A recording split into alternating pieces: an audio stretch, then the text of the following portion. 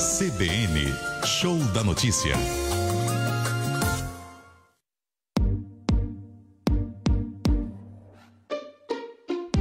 Vozes em Debate. Você que está acompanhando a gente aqui, só vamos falar agora sobre ansiedade, que foi o tema do Vozes, Histórias e Reflexões, a volta, do Voz, o primeiro episódio da segunda temporada. E eu estou aqui nos estúdios da CBN com a psicóloga Lucimara Braga, ela que é psicóloga clínica e organizacional, especialista em terapia cognitiva comportamental, e também o doutor Isaac Efraim, que é médico psiquiatra, psicoterapeuta e terapeuta comportamental. Sejam bem-vindos, muito obrigada por aceitarem o convite. Boa noite, é um prazer estar aqui com você e com os ouvintes. Boa noite, muito obrigada pelo convite, é um prazer.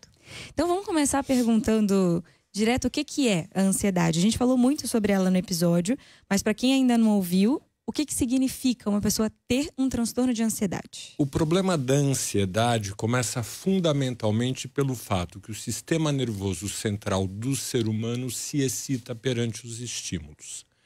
Quando essa excitação passa a ser exagerada e começa a provocar sintomas psíquicos e físicos, está diagnosticado o sintoma da ansiedade. É importante dizer, eu costumo até falar para muitas pessoas que nascemos e morreremos ansiosos, A ansiedade faz parte da vida do ser humano, inclusive ela é positiva, Ela nos prepara, nos deixa em alerta, Nos impulsiona, inclusive, mas quando ela exagera, impacta a vida, e realmente a gente precisa se atentar. Eu recebi muitos e-mails de pessoas que me perguntavam, que falaram que se identificaram com os sintomas que a gente descreveu no episódio, e elas queriam saber em que momento que elas podem definir se elas têm ou não um transtorno de ansiedade e qual é. Quando o problema se repete, quando os sintomas físicos e psíquicos de alguma forma prejudicam a sua qualidade de vida, está configurado uma ansiedade que poderia e precisaria ser tratada. E quais são os tipos de ansiedade que uma pessoa pode vir a desenvolver, os tipos de transtornos baseados em ansiedade? A ansiedade não é uma doença em si, a ansiedade é o sintoma. E os sintomas que acompanham o quadro da ansiedade são sudorese, taquicardia, aumento de todo o corpo, do funcionamento de todo o corpo como um todo, aceleração psíquica. Com a aceleração psíquica acontece um fenômeno muito interessante, porque a hora que a cabeça está muito acelerada, a projeção de pensamentos que acontece estão todos na linha do negativo. Então, olha que interessante e chato. A pessoa fica ansiosa, começa a querer achar uma solução por conta dessa excitação que a psique fica, e toda a projeção que ela faz é pessimista. Resumo, um círculo vicioso, uma bola de neve que tende a crescer. Você falando sobre os tipos de ansiedade, nós temos subtipos de ansiedade.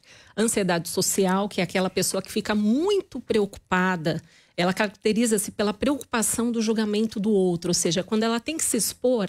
Por exemplo, aqui, se a gente tem algumas pessoas que têm ansiedade social e tem que se expor numa rádio, numa TV, ou até mesmo uma simples exposição, numa reunião, num encontro familiar com amigos, a pessoa ela acredita verdadeiramente que ela será criticada, que ela não terá uma boa performance, e aí caracteriza-se uma ansiedade social. E aí a pessoa ela pode ter alguns estilos de enfrentamento da ansiedade. A primeira... desculpa, gente, minha voz. A primeira é aquela de hipercompensação. Porque eu acho que é importante a gente observar como que a pessoa se vê. A pessoa que é ansiosa, ela tem uma visão de si um tanto quanto negativa em alguns momentos. Então, com isso, ela fala, poxa, eu não vou ter uma boa performance naquela festa. As pessoas não vão gostar de mim. Então, ou ela hipercompensa, ela pode ter algum comportamento inadequado, ou ela evita, E isso prejudica aí as relações. E nós temos várias outras, Mas são diferenças fundamentalmente sim. nos fatores desencadeantes. Uhum. A ansiedade, enquanto essência, é sempre o processo da mente e do corpo muito excitado. Isso. O que é o transtorno de ansiedade generalizada? Quando ela chega nesse estágio, o que aconteceu? Passou de um ponto além? São duas patologias muito parecidas, que são o transtorno do pânico e da ansiedade generalizada. Quer dizer, ela chegou a tal nível que a pessoa já não consegue mais se desvencilhar dos sintomas e toma conta tanto da mente quanto do corpo como um todo. E aí a pessoa fica perdida e normalmente quando ela está presa a esse tipo de quadro, o tratamento medicamentoso imediato para resolver a emergência e o acompanhamento psicoterapêutico são essenciais. Qual é o momento que uma pessoa precisa procurar o tratamento médico? Tem um período que ela vai tendo os sintomas até ela perceber que chegou o momento de procurar ajuda? Eu acho que na hora que ela define que ela está tendo um prejuízo perante a vida, Isso. a hora que a pessoa percebe que ela está tendo perdas por conta dos sintomas da ansiedade, essa é a hora de procurar. Algumas pessoas, infelizmente, são muito orgulhosas e precisam da ajuda de alguém do lado para dar o toque e avisar que isso está acontecendo. A gente considera até como patológica quando essa ansiedade ela é frequente por pelo menos 6 meses. É claro que cada caso precisa ser avaliado de forma individual, né? Mas a gente considera aí este período, né, de prejuízo à vida da pessoa para procurar de fato ajuda. Tem mensagem de ouvinte participando da nossa live, o João Euler. Ele falou que a ansiedade dele criou uma espécie de vício, porque ele acaba sempre evitando locais com pessoas, com aglomeração de pessoas. Isso é o que constitui a fobia social, não é isso? Na verdade, a aglomeração de pessoas a gente considera como agorafobia. O que é isso? O que é a agorafobia? É quando a pessoa está em locais públicos, né? Pode ser locais fechados, como por exemplo esse estúdio, pode ser um elevador, como pode ser uma festa, e a pessoa acredita que ela está em risco, que se porventura, digamos assim, ela venha a passar mal, porque ela acredita que pode passar mal ou que estará em risco, ela não terá a ajuda e o auxílio, o respaldo necessário. Então, a pessoa tem essa dificuldade. Tem muitas pessoas, inclusive, quando tem agorafobia, elas iniciam um processo psicoterápico online. Porque até para sair de casa é um pouco difícil. Então, a gente inicia esse processo. Obviamente, a gente pede para procurar o psiquiatra, até porque necessita de uma intervenção medicamentosa. E aí, depois, aos poucos, ela vai se aproximando. Todos os casos precisam de remédios? Não é verdade. Não são todos os casos que precisam de remédio, assim como também não são todos os casos que precisam de psicoterapia. Isso. O que realmente, na essência, faz uma pessoa melhorar o seu estado de ansiedade é o fato de ela criar um nível de consciência e de compreensão melhor do que está acontecendo. Exato. Consigo e à sua volta. Os remédios e a psicoterapia são auxiliares no sentido de permitir a pessoa decodificar esses sinais e fazer uma leitura do que significam e como significam esses perigos. A doutora falou aí, é curioso, isso é muito importante que as pessoas saibam, isso pode ajudar muito. Quando você está ansioso, as projeções, as previsões todas que você faz são negativas. São negativas. Todas elas. Se você acredita na tua previsão, a bola de neve se iniciou. E aí, justamente por esse estilo de enfrentamento da evitação, é como se essa pessoa tivesse um viés confirmatório. Tá vendo? Eu não tinha que ir mesmo. E quanto mais a gente evita, eu costumo falar que para ansiedade não existe cura, entre aspas, né, sem o enfrentamento. Então, quanto mais você evita, mais ansiedade você terá, porque você vai criar aí um viés confirmatório. Quando a gente fala de medicamento, e até mesmo do processo psicoterápico, eu gosto muito de provocar essa reflexão do estilo de vida. Porque é uma linha muito tênue, né? Você só tomar medicamento ou só fazer terapia, mas você não cuidar do seu estilo de vida.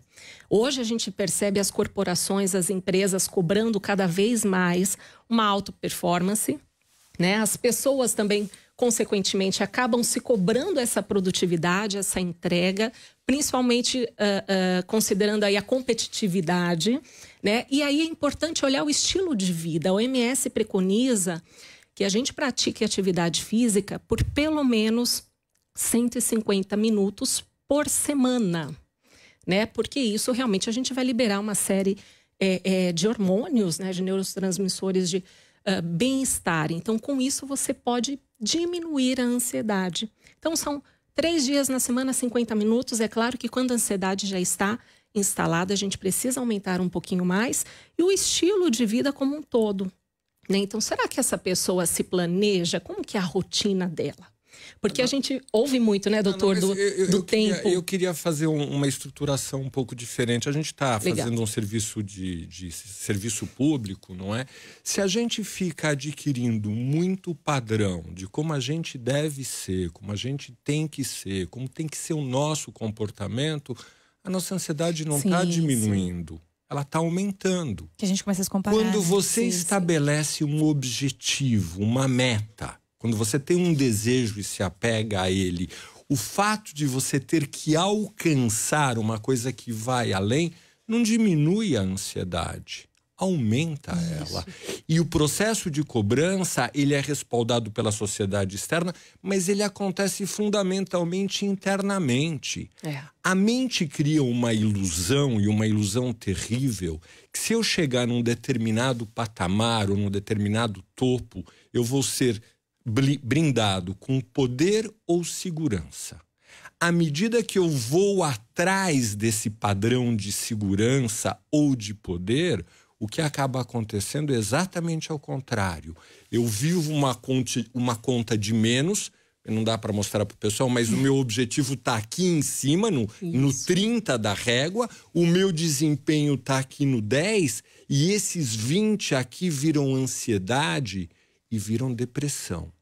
Então, se você consegue olhar para si mesmo, se você consegue de verdade se entender, se você consegue de verdade se aceitar e aceitar o outro, tendo uma conduta, não uma conduta que é contra você ou foi feita para te prejudicar, mas uma conduta porque ele é daquele jeito. Se você consegue ter esse movimento de compreensão, a ansiedade desce, a ansiedade diminui.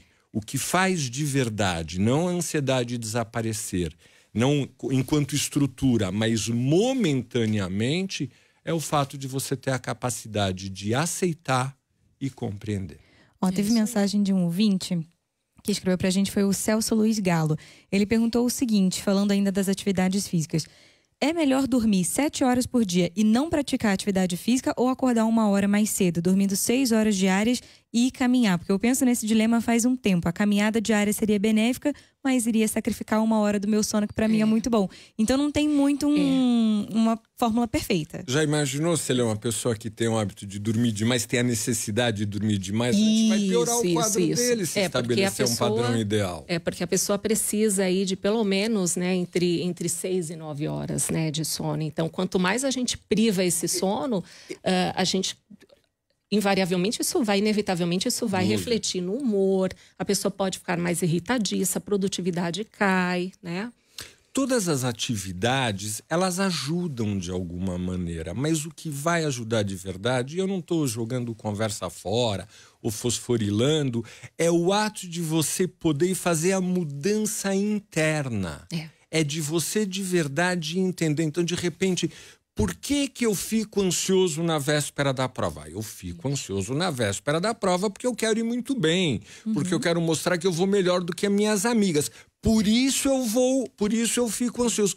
É incrível, porque no momento que você compreende o que está acontecendo com você... Abaixa. Isso, Tem mais pergunta de ouvinte. A infância marcada por severas punições pode desencadear transtornos ansiosos? Sim, podem desencadear, mas a gente não pode colocar como determinante, né? Quando a gente pensa, por exemplo, em pais ansiosos, né? Pais ansiosos geram filhos ansiosos? Não necessariamente, né? A gente não pode colocar... Mas ajuda e muito, principalmente... exatamente, não necessariamente, né? Não é 100% determinante, mas tem uma influência muito grande, porque são padrões muito, muito rígidos, né, que eles colocam nos filhos. Eu tive muitos casos, por exemplo, de paciente que falou: olha, eu era cobrada para sempre ser a melhor na aula de natação. Eu era cobrada por tirar as melhores notas para poder passar para a medicina. Né? Era uma família totalmente tradicional, né, na área da medicina, então tinha essa cobrança. E ela desencadeou TAG, ela realmente ficou com um pensamento, né, de insuficiência, de incompetência, quando ela tirava 9, não tirava 10. Né? Então a régua que era colocada por esses pais era muito grande. E às vezes eles fazem sem nem perceber, né? Sim. O ser humano se apega a padrões, infelizmente. A influência que os pais têm sobre as crianças são muito grande, é muito forte. A referência que a criança tem na vida é baseada na referência que o pai dá. Nas expectativas deles. O que não quer dizer que ela possa estar se libertando disso, com o seu conhecimento e com a sua vida. Não, mas tem um peso muito forte, sem dúvida. Trauma é uma questão fundamental nos quadros de ansiedade. A ansiedade, ela pode acontecer desde a infância. Uma pessoa em qualquer idade, ela pode ter a pessoa pode nascer ansiosa. O padrão e o condicionamento pode ser genético. A ansiedade pode ser o resultado apenas de um sistema nervoso central um pouco mais excitado. E a pessoa não tem... Olha, isso é importante falar, isso eu não posso... Eu jurei por Deus que eu ia falar. Ninguém tem culpa de ser ansioso. Exatamente. Ninguém fez nada de errado e por isso é ansioso. O ansioso tem que entender, embora ele não possa fazer muita propaganda disso, que ele é uma vítima de uma circunstância. Mas que sim, a responsabilidade de se libertar dela é dele. Sem cobranças, por favor. Até porque o ser humano ele é um ser biopsicossocial e espiritual, né? Então tem sim uma herança genética, tem sim o temperamento da própria pessoa, tem o ambiente em que ele está inserido, né? Os estímulos que essa pessoa passa, né? E tem também toda uma questão de crenças mesmo, né? Religiosas, espirituais. Aqui é claro que não entra a religião propriamente dita, né? Mas existem muitos estudos, né, que comprovam o poder da espiritualidade para a mente humana. Eu não vou entrar no mérito. Não vamos entrar, mas existe. Eu queria contar uma coisa para todo mundo. Acho que é tão óbvio, a gente não se lembra disso. Sentimentos são oriundos de sensações. E a sensação e o sentimento têm uma característica maravilhosa. Elas são impermanentes, elas são passageiras.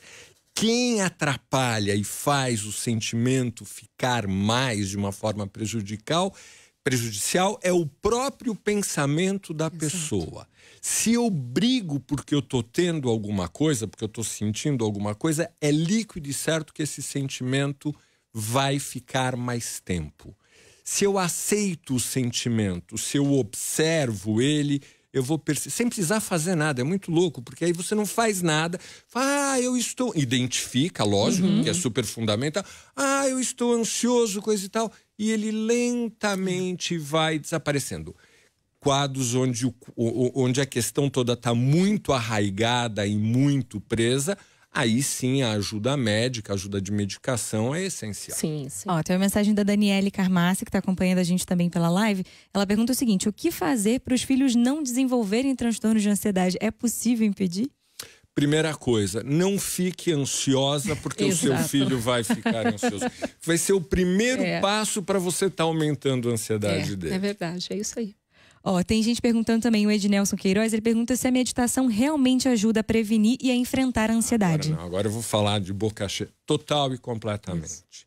A meditação é exatamente esse exercício que eu estou falando aqui para vocês. É o exercício de você entrar em contato com o teu mundo sensorial. Deixar claro que eu não tenho nenhum vínculo com o budismo ou com yoga, nem nada disso.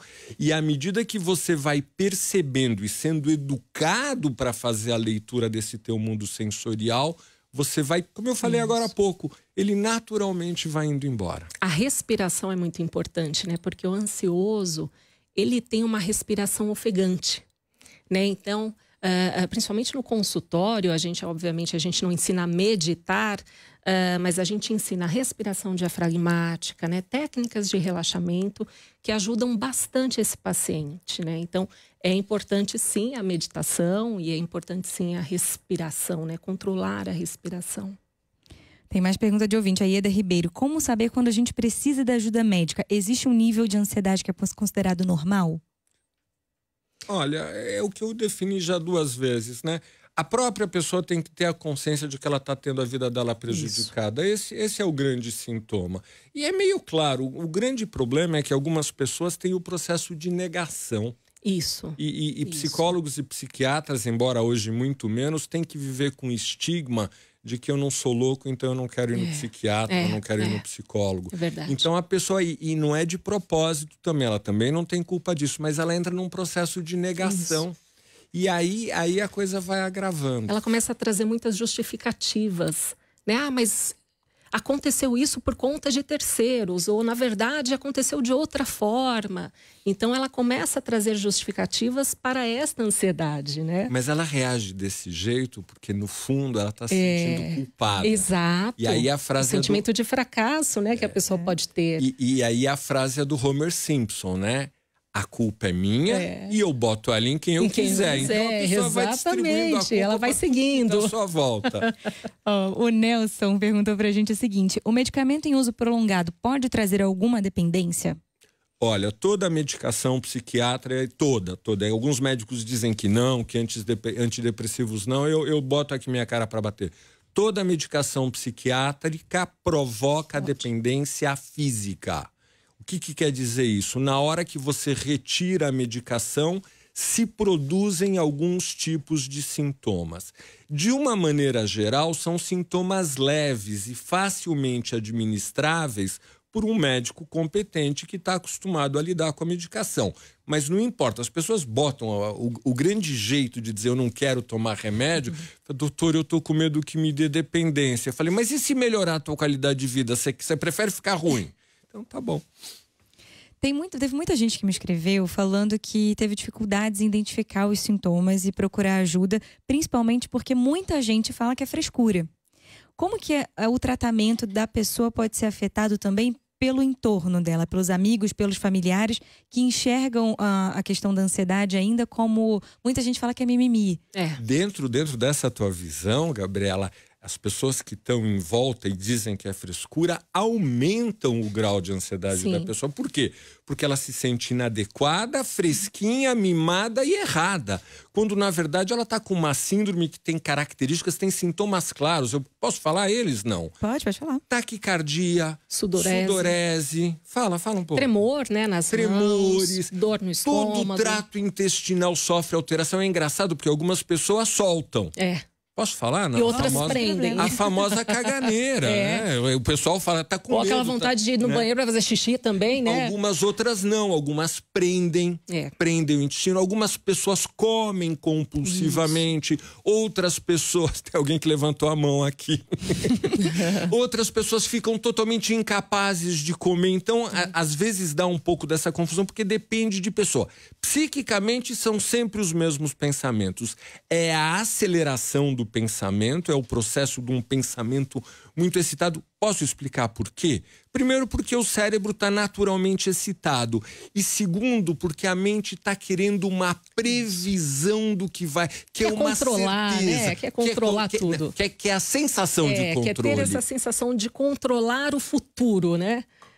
E quanto mais a gente quer essa sensação, mais descontrolado a gente fica. E mais a gente percebe que não dá para controlar, porque as adversidades vão aparecendo, aí vem essa frustração, vem esse sentimento de fracasso, né? O ansioso tem uma certa tendência em ser exagerado nas suas previsões. Tem o ansioso que é exageradamente negativo. Tem o ansioso que é exageradamente positivo. Não, tudo vai dar certo. Um falso otimismo, né? Tem que dar. Imagina, nos 45 do segundo tempo vai dar tempo sim, eu vou atrasar só 15 minutinhos, é o banho, é não sei o que lá. Vai dar tempo sim, quando vê, não deu tempo. Só que aí essa pessoa permanece nesse comportamento justificando, né? Realmente trazendo aí uma justificativa, mas só para falar um pouquinho sobre essa questão do outro, né? Como o outro vê a ansiedade, porque realmente a pessoa que não tem essa ansiedade patológica, ela desqualifica, né, a pessoa que tem ansiedade patológica. Então, a minha sugestão é que essa pessoa que está fazendo o tratamento, né, que ela tenha a oportunidade de levar o assunto, né, porque às vezes o outro não compreende e não acolhe por falta de conhecimento mesmo, né? Então, é levar algum assunto, pode ser de repente um filme, pode ser uma reportagem, pode aumentar o volume, aumentar o volume do rádio agora aí para que essas pessoas possam ouvir, para que essa pessoa vá se aproximando do assunto e ela falar do sentimento dela. Olha, como eu me sinto quando eu estou ansiosa. E não acusar, né, o outro. Você não me entende, né? Mas a ignorância sempre leva para um viés negativo da coisa. Você está certa, tentar fazer o outro entender o que está acontecendo com a gente é sempre um bom caminho de você se sentir um pouco mais inserido, mais recebido e compreendido. Mas nem sempre a pessoa tem essa capacidade e às vezes... Agora, uma coisa para quem não quer fazer o tratamento de ansiedade, que tem medo. Quem cuida da ansiedade, seja em nível medicamentoso, e às vezes é fundamental, senão a pessoa entra num loop e não dá para sair sozinha, né? Sempre vai melhorar a produtividade dela. Não é que ela vai se sentir bem. A pessoa menos ansiosa é uma pessoa mais focada, mais centrada, consegue olhar as coisas de uma forma um pouco mais equilibrada. Então, o rendimento perante a vida melhora. O rendimento na hora da paquera melhora. O rendimento na hora da prova melhora. Então, quem não quer, vai perder. Até porque a pessoa que é menos, né, ansiosa, ela contempla o agora, né? Porque a pessoa que tem essa ansiedade mais patológica, ela, por exemplo, está aqui ouvindo o programa e já falou, nossa, daqui a pouco eu preciso fazer tal coisa, amanhã eu tenho que fazer aquilo outro. Ela não contempla o agora. E a meditação e as técnicas de relaxamento, elas promovem essa oportunidade de contemplar, de ouvir mesmo, olha, o barulho aqui da cadeira, o barulho um barulho do ar-condicionado, de perceber o que está acontecendo. Eu queria dar uma dica prática para quem se sente ansioso de alguma maneira. A ansiedade sempre vem acompanhada de sintomas físicos. À medida que você perceber o teu sintoma da ansiedade, por favor, não briga com ele. Exato. Não aceite. Fica pedindo para ele ir embora. Ele não faz nada. Pessoal que tem pânico, tá? Ninguém morre de pânico. Porque o grande pânico de quem tem pânico é de que vai morrer. Ninguém, só se tiver com 90 anos, coraçãozinho fraco. Se tiver uma predisposição. Aí sim, não teve um corintiano hoje que morreu lá no estádio, coisa e tal. Então esse morreria de pânico também. Ninguém morre de pânico. Então, observa o teu sintoma. Fica amigo dele. Isso. Fala assim, vem cá, querido, você voltou, você tá aqui de novo. E ele vai devagarzinho se acomodando e te incomodando menos. É entender que vai passar, né? É importante a gente encarar a sociedade a ansiedade como uma onda do mar, né? Que ela vem e ela vai. Ou uma visita, né? Que chega à nossa casa, não aquelas visitas tão longas, né? Mas aquela visita que chega à nossa casa e que ela vai embora. Essa sensação de excitação, ela é meio inevitável na nossa relação com a vida. Não tem. A gente queria que tudo fosse maravilhoso, que a gente fosse super poderoso e que nada pudesse nos incomodar. Essa possibilidade, como dizia o falecido Padre Quevedo, não existe, é uma mentira. Na verdade, essa possibilidade é uma ilusão que a própria mente cria na sua avidez de querer ter segurança. Aprender a lidar com a insegurança, aprender a lidar com a incerteza, aceitar a perspectiva, não o fato, a perspectiva de perder dentro. Eu vou para o jogo, eu posso ganhar, eu posso perder. Sim. Eu vou melhorar a minha performance se eu jogar melhor, não se eu tiver medo de perder. Ao contrário, se eu tiver medo de perder, eu vou jogar pior. E é até importante você se colocar nessa situação que você tem medo, tá? E se de fato isso acontecer, como eu posso lidar com isso?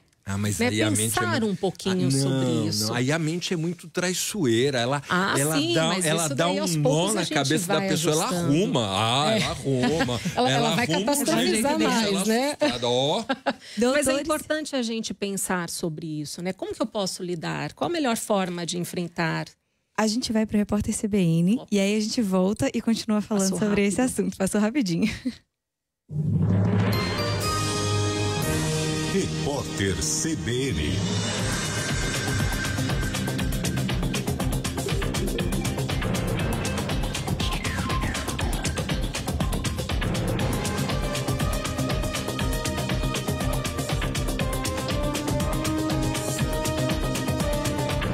Domingo, 17 de março de 2019.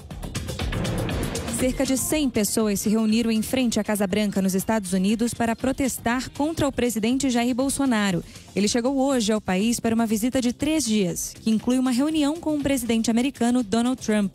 Os manifestantes citaram o caso de candidaturas laranjas do PSL e as investigações em torno da morte da vereadora Marielle Franco. O ministro de Infraestrutura, Tarcísio Freitas, avalia permitir que as concessionárias de rodovias federais possam reajustar o pedágio. O objetivo é compensar as perdas que as empresas sofreram com a alta do asfalto. A estimativa é que o aumento gerou um impacto de 5 bilhões de reais, tanto para o governo quanto para as concessionárias.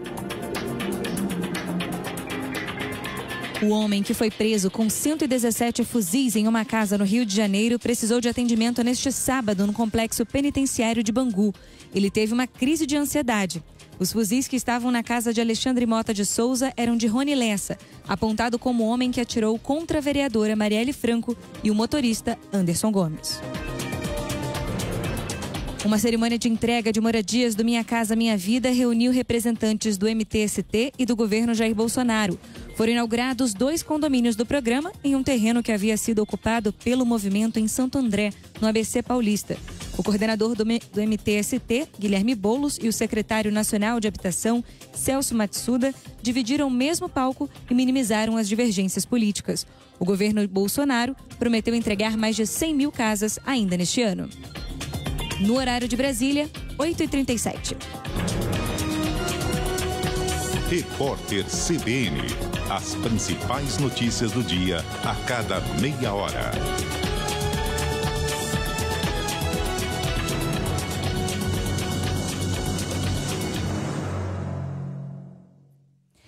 E a gente volta aqui no Show da Notícia com o Vozes em Debate, falando sobre a ansiedade. Eu recebo aqui nos estúdios da CBN o psiquiatra Isaac Efraim e a psicóloga Lucimara Braga. E a gente falava muito sobre a parte do tratamento, né? Vamos voltar um pouquinho para o tratamento.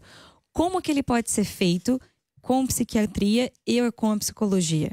Então vamos começar pela psiquiatria. Quando você detecta que a pessoa está engruvinhada dentro daquele quadro dela, está tendo grandes prejuízos, está sofrendo muito com isso, você tem basicamente 2 abordagens medicamentosas.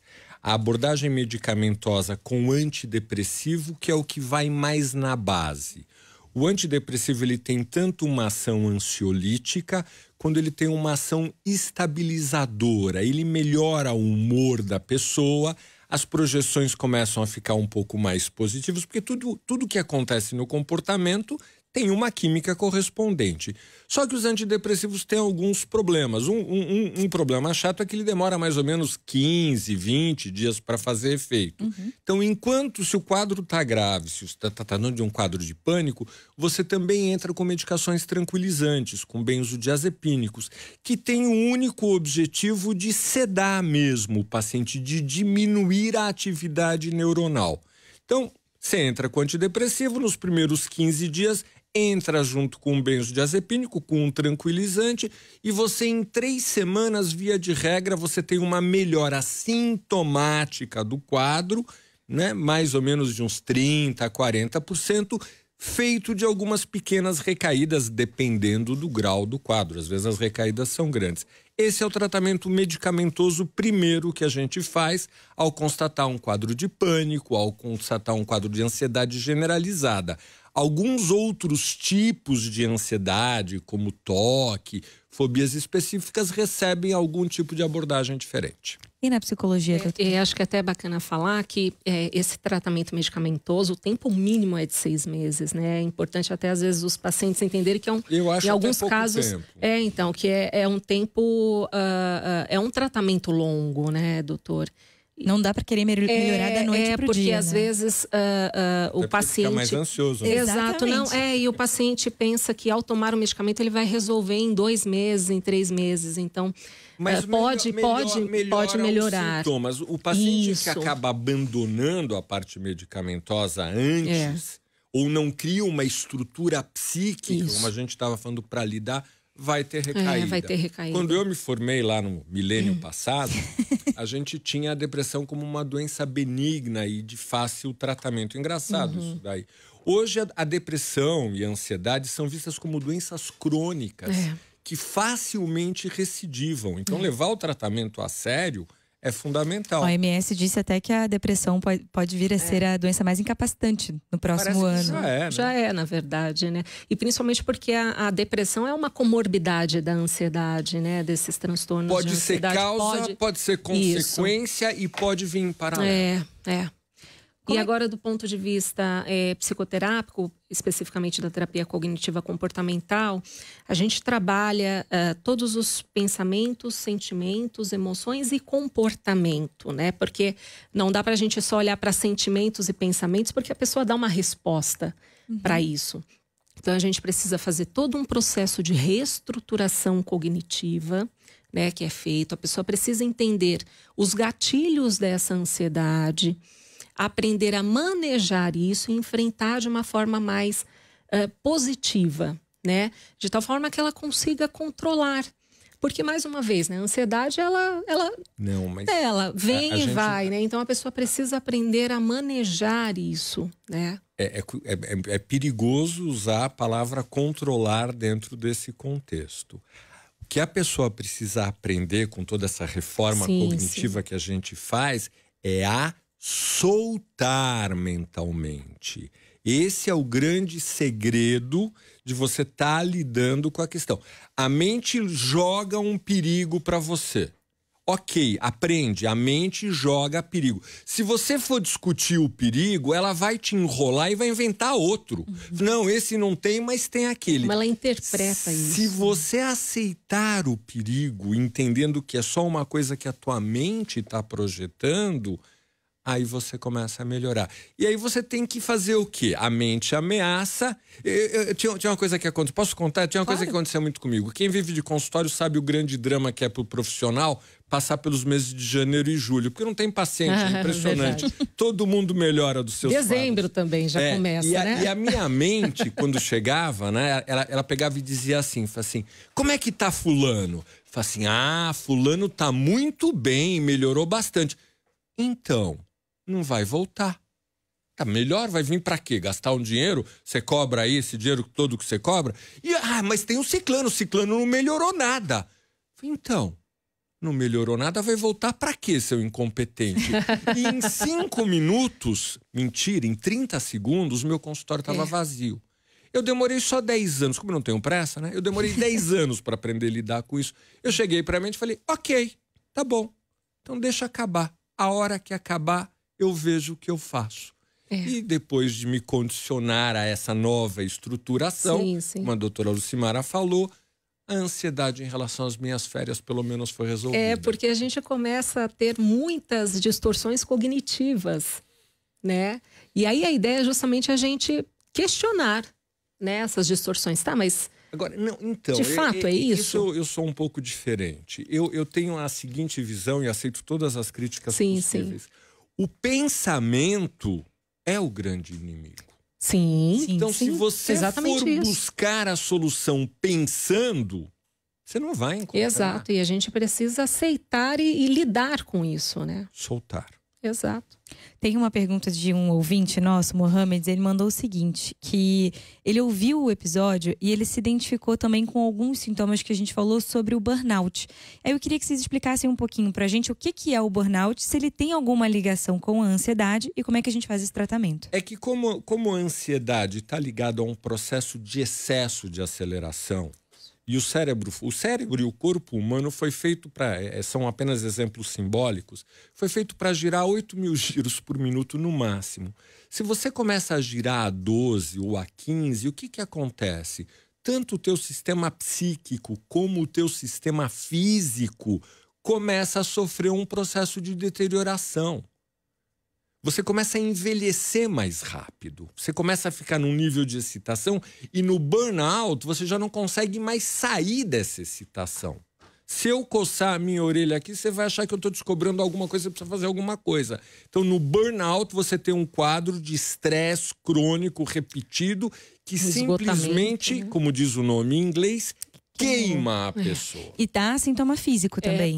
São sintomas parecidíssimos com transtornos de ansiedade, né? A pessoa tem um esgotamento, ela tem um cansaço, uma fadiga muito grande, a tal ponto dela perder o interesse nessa atividade laboral, né? Ela começa, poxa, mas eu estou desempenhando, estou produzindo e ainda assim ela não consegue ver mais tanta graça assim. No né? burnout, o que acontece é que a pessoa queima toda a sua energia, todo o combustível vai Esgota. embora. Então você tem todos os sintomas do estado depressivo focalmente. Então tem desânimo, tem falta de vontade, tem uma projeção negativa da coisa. A uma pessoa vontade falta de muito ao abandonar trabalho, tudo. né? Qual é a diferença, então, do burnout para a depressão? O burnout é um quadro focal decorrente diretamente, consequentemente, do estado de estresse seguido. Então, se a gente acabar com aquele foco de estresse, você começa Melhora. Tem que melhorar a estrutura psíquica, mas tem ambientes que são extremamente doentios, pelo amor de Deus. Sim.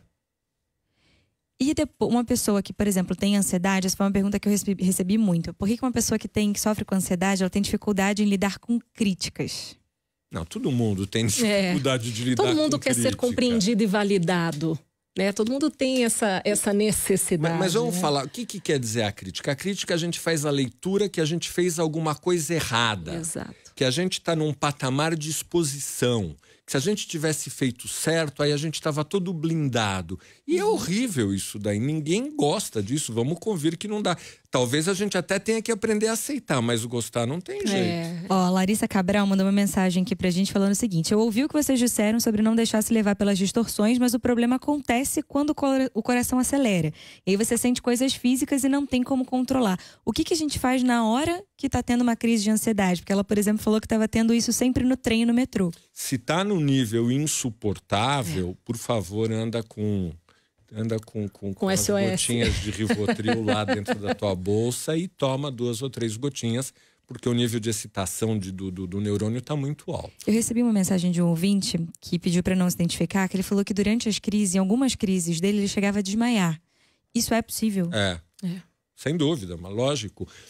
Às vezes a pessoa desmaia de susto por estar tendo sintoma, inclusive. Isso também é o medo do medo, né? Exacerbado e é engraçado, porque se a pessoa começa a achar que o que mais acontece nessa hora dos sintomas físicos, a pessoa acha que vai morrer, né? E aí ela entra num processo inconsciente, não é de propósito, de negação.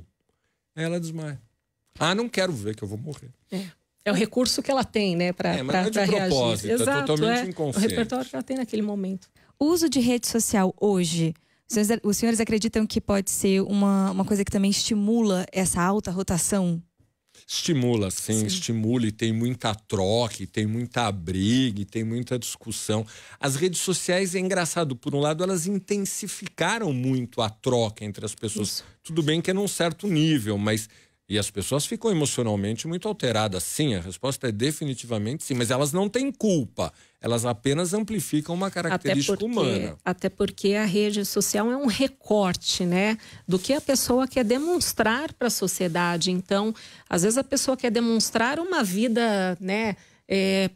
Muito próspera e com muitas conquistas. E que essa pessoa não tem problema. Eu tenho uma crítica aqui. E aí... O Instagram é terrível. Pois é. O Instagram é um fabricante de inveja.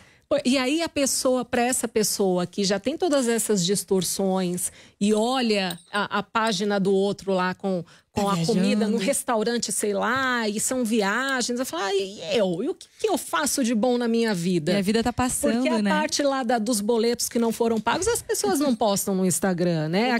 Vou postar. Aquelas dificuldades, né, de relacionamento, a pessoa não posta, né? Aquela situação que ela, de alguma forma, perdeu e se frustrou, ela não posta, né? Então, mas isso não alimenta a claro. Ninguém, né? Exatamente, porque todos nós, né, queremos, de alguma forma, sermos compreendidos e validados. Então, a rede social, a gente vai expor aquilo de forma positiva, mas a pessoa que já tem uma ansiedade, que já tem uma visão de si mais negativa, ao olhar essa exposição em rede social, ela vai ser afetada, inevitavelmente. Então, é claro que a rede social tem os pontos positivos porque permite essa troca, né? Aproxima, mas você acaba até distanciando daquele que está perto, né? Então, tem essa balança aí, tem os pontos positivos e o ponto negativo. Eu sou a favor da tese que a rede social amplificou as características do relacionamento humano, aumentou, intensificou. É verdade. O Luiz Araújo mandou 2 perguntas. Uma falando se a alimentação também influencia no tratamento da ansiedade. Por exemplo, uma pessoa que é muito ansiosa, se ela beber muito café, pode piorar. E o uso de drogas, de álcool e drogas para a busca do relaxamento. Isso é bem comum. Uma anestesia, né, que a pessoa busca. O café tem um efeito excitante. Se ele tiver a sorte de ter déficit de atenção, ele até vai melhorar a ansiedade dele. Mas se não for o caso, não. Aumenta e acelera bastante. Álcool, de uma forma geral, e drogas excitantes, estimulantes, tem tanto o efeito momentâneo da embriaguez pela droga, onde elas têm essa característica excitante. A maconha não, a cannabis tem um efeito mais ansiolítico, mais tranquilizante. Como tem a rebordose, tem a ressaca da droga. A ressaca do MD no dia seguinte é terrível. E a pessoa, ela fica ansiosa pelos sintomas que ela apresenta da ressaca. Então não ajudam, não ajudam nem um pouco. Doutora Lucimara, queria saber qual é o maior número de pacientes que a senhora recebe? São homens, mulheres? E se existe, doutor, uma predisposição mais para homens ou para mulheres? O maior número que procura por tratamento de ansiedade no consultório são mulheres, né? E já é percebido também, né, que afeta de fato mais as mulheres, né? Até por uma questão também hormonal e tudo mais. Escuto isso, né, de muitos colegas, de muitos psiquiatras, né, principalmente esses que eu trabalho em parceria, eles trazem realmente essas questões. Mas nós estamos alcançando vocês rapidamente. Sim, no meu consultório. Inclusive, os homens prevalência masculina. E os homens estão se permitindo buscar ajuda. O que é muito importante, né? Porque tem muita vergonha na hora de procurar. E principalmente homens, né, com disfunções sexuais, que está muito relacionado aí à ansiedade, ejaculação precoce, disfunção erétil. Eles têm procurado bastante para fazer esses tratamentos. A ansiedade, então, ela pode atingir a vida sexual também da pessoa? Sem dúvida. Tem dois sintomas terríveis. Vou falar dos masculinos, você fala dos femininos. O masculino são 2 terríveis que acabam com a vaidade, com a autoestima de qualquer homem. A ejaculação precoce, eu acabei de falar. Não é? Isso. E a impotência. Então, se o cara está muito tenso, o que vai acontecer? Isso afeta a musculatura dos vasos sanguíneos dele. E isso vai afetar, por exemplo, a ereção dele. E quanto mais ele tiver... Molecada, quanto mais você estiver desejando a menina, quanto você estiver mais sonhando com ela, mais achando que conquistar ela vai ser o grande barato da tua vida, na hora do vamos ver, você vai falhar. E sabe o que tem acontecido muito agora com essas mulheres, entre aspas, empoderadas, né? Esses homens têm se sentido extremamente pressionados a dar prazer a essas mulheres. Coitadinhos. Então eles têm agora essa pressão. Eu tenho que dar prazer, porque agora essa mulher cobra, né? Agora essa mulher quer ter esse retorno. Mas, Lucimara, os homens sempre se sentiram cobradas, independente de vocês cobrarem ou não. Sim, mas aumentou um pouquinho mais e a gente tem percebido. Eu percebo isso na minha prática clínica, trabalho há alguns anos com sexualidade humana, então eu tenho percebido sim essa cobrança que tem surgido, e do ponto de vista de disfunções femininas, né, a gente vê vaginismo, dispareunia, né, que também tem acometido que tem acometido muitas mulheres, né, e também essa questão agora de padrão de beleza, e que isso se reforça também com as redes sociais. Então a mulher agora começa a se sentir mal, começa a sentir mal com o próprio corpo.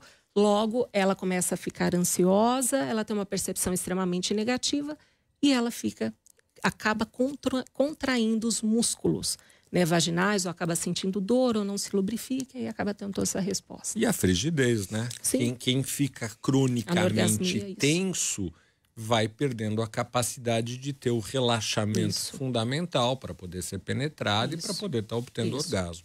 Doutores, para a gente encerrar, eu queria que os senhores falassem um pouquinho, recomendassem um pouquinho o que uma pessoa com ansiedade precisa fazer. Se ela identificou os sintomas nela, o que elas precisam fazer? Aceitar que tem ansiedade, né? Se permitir, né, sentir, entender que isso faz parte da vida do ser humano, né, e ao menor sinal de prejuízo à vida, seja a rotina, né, seja ela percebendo ou terceiros percebendo, porque às vezes né? Como o doutor bem falou, tem essa negação.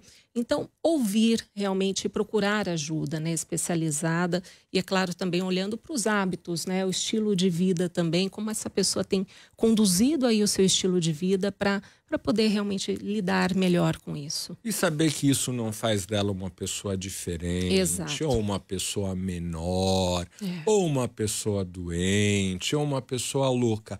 50% da humanidade em algum momento de vida já teve um pico de ansiedade onde caberia perfeitamente um tratamento medicamentoso. Então não tem nenhuma vergonha, não tem nenhuma culpa. E se você achar que pode ser beneficiado, se você conseguir abrir mão do teu orgulho, achar que você sabe tudo, porque é difícil, entender coisas que tem leva coisas um tempo, além, né? Procure um profissional, procura a doutora Lucimara, me procura, vamos fazer bom negócio. E a dica para a família ou para alguém que lida com o ansioso todos os dias? O que essa pessoa não pode fazer e o que ela deve fazer? Não tem que brigar com ela. Não tem que brigar, não tem que falar fique calmo, fique calmo, fique calmo, tem a força de vontade. Tem a força de vontade. Não, tem uma pergunta que é terrível. Mas por que você está ansioso? Mas não tem motivo. A sua vida está maravilhosa, né? Então, realmente, mais uma vez, né? Falta de conhecimento mesmo, que muitos têm, e até mesmo a própria questão do orgulho, né? Tem gente que diz que é problema de rico. Que é problema de rico, né? Mas não é verdade. Já foi, hein? E não já foi. Não é, não. E não é. Aliás, até final de abril, início de maio, eu vou realizar o workshop de controle da ansiedade, que realizei já no mês passado. Foi muito positivo, né? As pessoas gostaram bastante e deram um feedback bem positivo desse trabalho. E aí, em breve, eu farei aí uma nova turma, acho que vai ser bem interessante. E para acompanhar o trabalho da senhora, como é que a gente pode fazer? Pode procurar no Instagram, @psicolucimarabraga, ou pode entrar em contato pelo WhatsApp. Tem todos os contatos. Doutor? É o Ansiedade Brasil no Instagram. E vou marcar todo mundo no Twitter. Por favor. Legal. É uma página onde eu boto vídeos de 1 minuto. Quer dizer, não precisa procurar no Netflix depois que diz um paciente meu. É 1 minuto, você dá uma assistida, dá uma clareada na tua cabeça. O objetivo do meu Instagram é botar as pessoas em acesso a um conhecimento que normalmente elas não teriam oportunidade. Ansiedade Brasil. Isso. Agradeço muito a participação de vocês aqui hoje. Muito obrigada. Foi muito bom. Até a próxima, então. Muito obrigado. Então, para você, ouvinte, toda essa nossa conversa vai estar disponível na quarta-feira, às 6 da manhã, lá no feed do Vozes em Debate, no Vozes, Histórias e Reflexões, que vai estar disponível também aqui no Facebook para quem acompanhou a live e no meu Twitter no @_VianaG. Então, até quarta-feira. Muito obrigada, doutores, e até a próxima. Obrigada. Até.